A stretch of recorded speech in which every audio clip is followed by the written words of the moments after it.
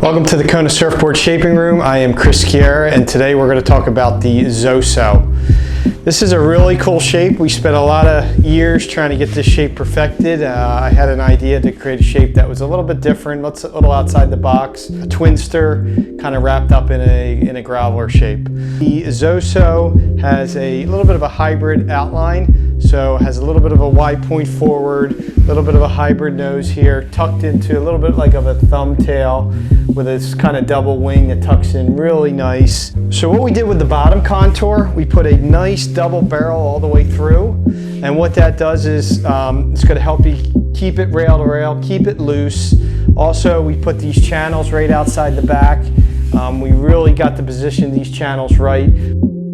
What we did with the rails here, we kept the foam forward really well here. A lot of foam under your chest, so it's going to really help with your paddling. We tucked the rail a little bit. We put a slight little chine on just to help give that release. And then, like I said before, we put the hard edge a little bit forward past the fin box to help give that release and help prevent that board from getting too stuck. We set this up as a twin with the stabilizer FCS X2 plugs. So you can ride this as a twin. You can put these two little stabilizer fins in there. So you have a lot of different fin options, what you can do with this thing. So if you're looking for something that's going to float you really well as like a graveler, the ZoSO would be really a great shape for you. So take a look at this, the ZoSO. Come to the Kona Board House. We have demos of it, try it out. And yeah, the ZoSO. Hey, what's up everyone? Kona team rider Nick Sicoli here to talk about one of the newer shapes at Kona called the ZoSO.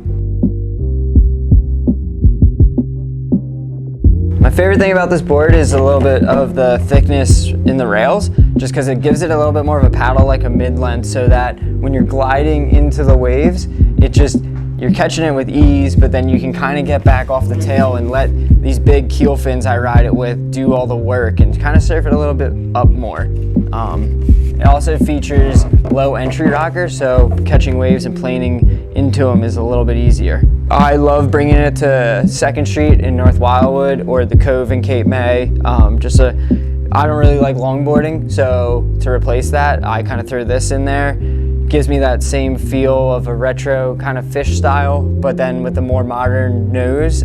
So it gets going really easily, nice speed, and then it tapers off in the tail and nice and refined back there that it actually gets on rail pretty well. One of the key attributes about this board is that it does feature some channels out the back of the tail, which gives it a little bit more hold and gives you some speed going down the line. And it also has these little nub fin placements, so you can ride it as what they call a twinser, and that gives it a little bit more speed and also some release.